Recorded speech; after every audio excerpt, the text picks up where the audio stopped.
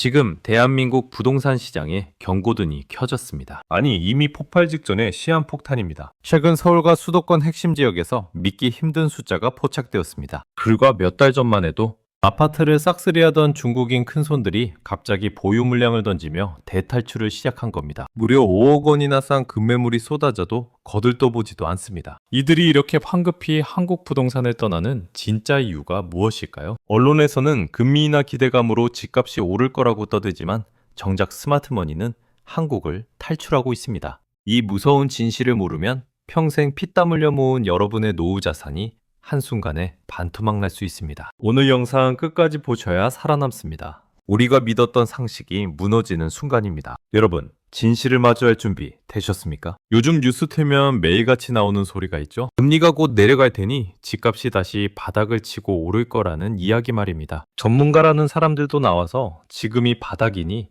영혼까지 끌어모아서라도 집을 사야 한다고 부추깁니다. 여러분들도 주변에서 이런 이야기 참 많이 들으셨을 겁니다. 모두 그렇게 믿고 있죠. 하지만 현장에서 직접 취재한 결과는 너무나도 충격적이었습니다. 언론도 전문가도 진짜 위기에 돼가는 철저하게 숨기고 있었습니다. 여러분은 지금 철저히 속고 계신 겁니다. 화면 밖에서는 이미 거대한 자본의 엑소더스, 즉 대탈출이 시작되었습니다. 바로 2020년부터 2022년까지 대한민국 부동산 시장을 미친 듯이 휩쓸었던 외국인 투자자들입니다. 그 중에서도 압도적인 비율을 차지하는 중국 자본이 지금 썰물처럼 빠져나가고 있습니다. 이들은 왜 하필 지금 집값이 다시 오른다는 이 시점에 짐을 싸서 도망치고 있는 걸까요? 단순히 고점에서 차익을 실현하고 나가는 걸까요? 아닙니다. 이 거대한 자본의 움직임 뒤에는 우리가 상상조차 하지 못한 무서운 진실이 숨어 있습니다. 오늘 이 영상에서 그 누구도 말해주지 않았던 한국 부동산의 진짜 위기, 그 시한폭탄의 정체를 낱낱이 파헤쳐드리겠습니다. 먼저 첫 번째 진실부터 살펴보겠습니다. 우리가 흔히 알고 있는 상식은 이렇습니다. 외국인들이 한국 아파트를 사는 건 한국의 발전 가능성을 믿고 장기 투자를 하는 거라는 거죠. 특히 한국의 우수한 교육 환경이나 인프라를 보고 들어오는 실수요자라고 알고 계셨을 겁니다. 그런데 말이죠. 실상은 완전히 달랐습니다. 이들이 한국 아파트를 쇼핑하듯 사들인 진짜 이유는 따로 있었습니다. 바로 기형적인 대출 구조와 불법적인 자금 조달 방식 때문이었습니다. 우리 한국 사람들은 어떻습니까? 집 하나 사려면 DSR이다, LTV다 해서 은행 문턱 넘기가 하늘의 별 따기잖아요. 내 월급이 얼마인지, 빚이 얼마인지 깐깐하게 따져보고 대출을 해줍니다. 평생 안 먹고 안 입고 모은 돈에 은행비까지 얹어야 겨우 수도권. 아파트 하나 장만하는 게 우리의 팍팍한 현실입니다. 그런데 외국인들은 달랐습니다. 이들은 한국은행이 아니라 자국은행이나 글로벌은행에서 엄청난 돈을 빌려서 한국으로 들여왔습니다. 한국의 강력한 대출 규제를 완전히 비웃든 말입니다. 심지어 이 과정에서 환칙이라는 불법적인 방법으로 자금을 세탁해서 들여온 사례도 수두룩하게 적발되었습니다. 가상화폐 프리미엄을 이용하거나 수출입 대금을 부풀리는 방식으로 교묘하게 돈을 빼돌린 겁니다. 한마디로 남의 나라 돈, 그것도 검은 돈으로 우리나라 부동산 시장을 거대한 투기장으로 만들어버린 겁니다. 더 무서운 건 이겁니다. 이렇게 쉽게 들어온 돈은 나갈 때도 순식간이라는 사실입니다. 이들이 지금 한국 부동산을 앞다투어 던지고 있는 진짜 이유가 뭘까요? 바로 중국 내부의 경제 상황이 걷잡을 수 없이 무너지고 있기 때문입니다. 여러분, 헝다 사태나 비구유이한 사태 뉴스에서 한 번쯤 들어보셨죠? 중국 최고의 부동산 개발 업체들이 줄줄이 파산하면서 중국 경제 전체가 흔들리고 있습니다. 청년 실업률은 사상 최고치를 찍고 있고 지방정부의 부채는 터지기 직전입니다. 내 코가 석자인 상황에서 해외에 묻어둔 자산을 가장 먼저 현금화해서 빼내가고 있는 겁니다.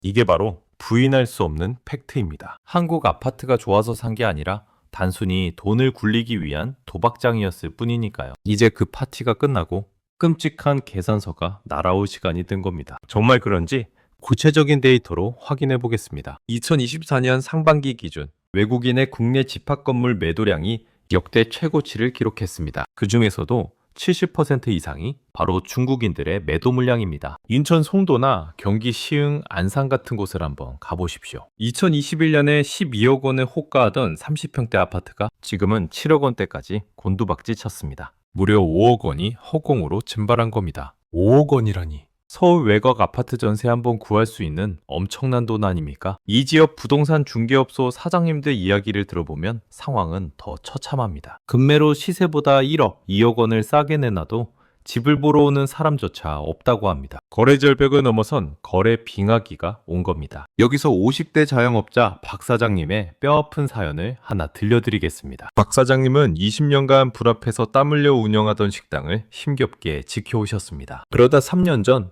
주변에서 아파트 값이 하루가 다르게 뛴다는 소식을 들었습니다. 특히 외국인들이 버스를 대절해서 동네 아파트를 싹쓸이한다는 소문에 나만 벼락거지가 될까봐 두려운 마음이 드셨던 겁니다. 결국 박 사장님은 노후자금 3억 원을 털어놓고 은행에서 4억 원을 빌려 7억 원짜리 아파트를 덜컥 계약하셨습니다. 매달 이자만 200만 원 가까이 내야 하지만 집값이 오르면 다 보상받을 거라 굳게 믿으셨죠. 그런데 지금 어떻게 되었을까요? 박 사장님이 구매한 아파트, 바로 윗집 아랫집을 샀던 중국인 투자자들이 최근 집을 5억 원에 던지고 출국해버렸습니다. 아파트 전체 시세가 순식간에 5억 원으로 주저앉은 겁니다. 은행에서는 담보 가치가 하락했다며 대출금 일부를 갚거나 이자를 더 내라고 독촉하기 시작했습니다. 박 사장님은 이제 매달 250만 원의 이자를 감당하지 못해 평생의 꿈이었던 아파트를 경매로 넘겨야 할 처지에 놓였습니다. 이게 남의 일 같으십니까? 절대 아닙니다.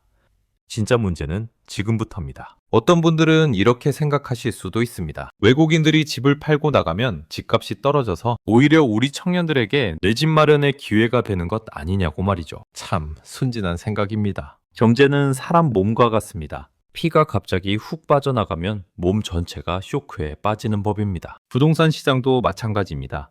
아파트 단지 1000세대 중에서 딱 10세대만 반토막 난 가격에 금매로 거래되어도 나머지 990세대의 아파트 가격이 모두 그 반토막 난 가격으로 다시 평가됩니다. 은행은 그 떨어진 가격을 기준으로 대출 만기를 깐깐하게 굴거나 원금 상환을 압박합니다. 멀쩡하게 대출이자 잘 갚고 있던 40대 직장인 김대리도 자고 일어났더니 갑자기 은행에서 3천만 원을 당장 갚으라는 통보를 받게 되는 겁니다. 이런 현상이 지금 수도권 외곽에서 시작되어 서울 핵심 지역으로 산불처럼 번져오고 있습니다. 놀랍게도 이건 시작에 불과합니다. 우리가 마주해야 할 두 번째 충격적인 진실이 기다리고 있습니다. 언론에서는 그저 외국인들이 집을 판다고만 보도하지만 그들이 집을 파는 과정에서 벌어지는 기막힌 꼼수들은 철저하게 가려져 있습니다. 여러분 혹시 매매가가 전세가보다 낮아지는 마이너스 갭 투자라고 들어보셨습니까? 일반적인 상식으로는 이해가 안 되시죠? 어떻게 집값보다 빚이 더 많을 수 있냐고요? 하지만 지금 이 순간에도 수도권 곳곳에서 이런 기형적인 거래가 버젓이 일어나고 있습니다. 중국인 투자자들이 집을 던지면서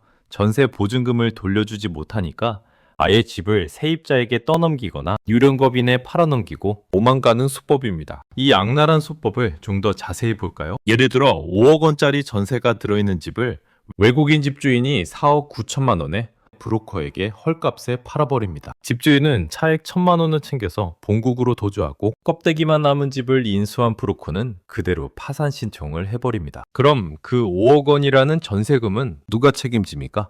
결국 우리 세입자가 피눈물을 흘리며 떼이거나 국가 보증기관이 막대한 세금으로 물어줘야 합니다. 내 돈으로 남의 나라 투기꾼들 배를 불려준 것도 모자라 그들이 쌓아놓은 오물까지 우리 국민의 혈세로 치워야 하는 기막힌 상황인 겁니다. 도대체 정부와 은행은 그동안 무엇을 하고 있었던 걸까요? 왜 이런 말도 안 되는 사태가 벌어지도록 방치한 걸까요? 여기에는 그동안 우리가 까맣게 몰랐던 아주 불편하고 추악한 이권 카르텔이 숨겨져 있습니다. 자, 그렇다면 도대체 왜 정부와 은행은 이토록 위험한 외국인들의 부동산 쇼핑을 두 손 놓고 지켜만 보았던 걸까요? 여기서 우리가 마주해야 할 세 번째 충격적인 진실이 드러납니다. 바로 돈 냄새를 맡고 모여든 탐욕스러운 이권 카르텔입니다. 우리 국민들에게는 가계부채가 위험하다며 대출문을 꽁꽁 싸매던 은행들이 외국인들에게는 왜 그렇게 관대했을까요? 정답은 아주 간단합니다. 그들이 가져오는 돈의 출처가 어디든 은행 입장에서는 막대한 이자 수익을 챙길 수 있는 황금알을 낳는 거위였기 때문입니다. 2020년부터 2022년까지 부동산 폭등기에 은행들이 걷어들인 이자 수익이 무려 60조 원을 넘습니다. 이 어마어마한 돈잔치 뒤에는 바로 외국인 큰손들의 묻지마 투기가 있었던 겁니다. 은행은 그저 수수료 챙기고 이자만 받으면 그만이니까 이 집값이 거품인지 나중에 터질 폭탄인지 신경 쓸 이유가 없었던 거죠. 건설사들도 마찬가지입니다. 미분양 물량이 쌓여가자 그들은 아주 교묘한 방법을 썼습니다. 분양 대행사를 통해 중국 현지나 조선족 커뮤니티에 대대적인 광고를 때린 겁니다. 한국에 집을 사면 영주권도 얻고 시세 차익도 수억 원씩 남길 수 있다며 부추겼죠. 정부의 묵인도 한몫했습니다. 당시 부동산 세수를 걷어들여야 했던 지자체 입장에서는 외국인들이 집을 사주면 취득세다 재산세다 해서 세금이 팍팍 꽂히니 굳이 규제의 칼을 빼댈 이유가 없었습니다. 심지어 우리 국민들은 다주택자라고 징벌적 세금 폭탄을 맞을 때 외국인들은 자국에 집이 몇 채가 있든 한국에서는 무주택자로 분류되어 온갖 세금 혜택까지 누렸습니다. 참으로 기가 막힌 역차별 아닙니까? 내 나라 내 땅에서 정작 세금 꼬박꼬박 내는 우리 국민들만 철저하게 호구가 된 겁니다. 이 기막힌 구조 속에서 결국 이득을 본 건 누구고 피눈물을 흘리는 건 누구입니까? 수익은 은행과 건설사 투기꾼들이 챙겨서 떠나고 그들이 남기고 간 거대한 부채의 청구서는 고스란히 우리 50, 70세대들의 노후 자금에서 빠져나가고 있습니다. 여러분, 곰곰이 한번 생각해 보십시오. 우리 동네 아파트 단지에 외국인 비율이 20%를 넘어가면 어떤 일이 벌어지는지 아십니까? 앞서 말씀드린 대로 그들이 한꺼번에 집을 던지기 시작하면 걷잡을 수 없는 도미노 붕괴가 일어납니다. 2026년 현재 서울 영등포구나 불호구, 그리고 경기도 안산과 시흥 일대의 데이터를 보면 중국인 소유 아파트 비중이 상상을 초월합니다. 이곳에서 지금 무슨 일이 벌어지고 있습니까? 밤마다 짐을 싸서 도망가는 야반도주가 속출하고 동네 상권은 텅텅 비어가고 있습니다. 30평대 아파트를 6억 원에 샀던 50대 직장인 이 부장님은 어제 부동산에 갔다가 억장이 무너졌습니다. 같은 동에 살던 중국인 주인이 4억 5천만 원에 집을 팔고 나가버렸기 때문입니다. 이 부장님의 재산 목록 1호였던 아파트 가치가 하루아침에 1억 5천만 원이나 증발해버린 겁니다. 1억 5천만 원이면 1년에 1천만 원씩 15년을 숨만 쉬고 모아야 하는 피 같은 돈입니다. 이 부장님이 도대체 무슨 잘못을 했습니까? 그저 남들처럼 성실하게 일해서 내 집 마련한 죄밖에 없습니다. 그런데 이 기형적인 판을 짠 자들 때문에 억울하게 노후 자금을 날리게 생겼으니 이 얼마나 통탄할 노릇입니까? 이제 결론을 맺겠습니다.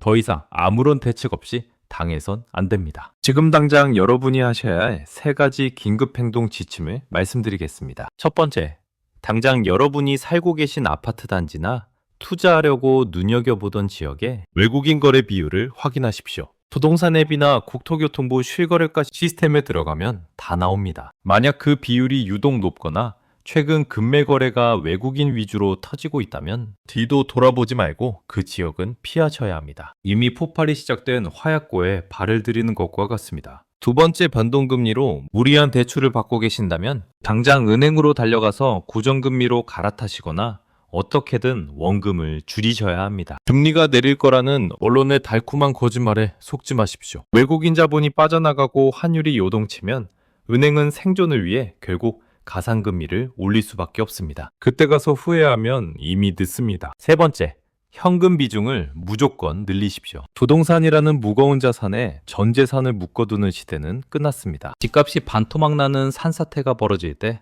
여러분을 지켜줄 수 있는 유일한 생명줄은 바로 현금입니다. 오늘 안 하면 내일은 못합니다. 은행 문 닫기 전에 가십시오. 위기는 예고 없이 오지 않습니다. 경고음은 수도 없이 울렸지만 우리가 설마 하며 무시했을 뿐입니다. 미리 준비하고 행동한 자는 1년 뒤 이 끔찍한 하락장에서 살아남아 여유롭게 웃을 것이고, 오늘 이 영상을 보고도 그냥 넘긴 분들은 평생 모은 자산이 녹아내리는 것을 피눈물 흘리며 지켜보게 될 것입니다. 여러분의 선택이 당신의 노후를 결정합니다. 손 놓고 있을 때가 아닙니다. 지금 이 순간부터 당장 시작하십시오. 지금까지 시청해주셔서 감사합니다. 경제의 모든 것이었습니다.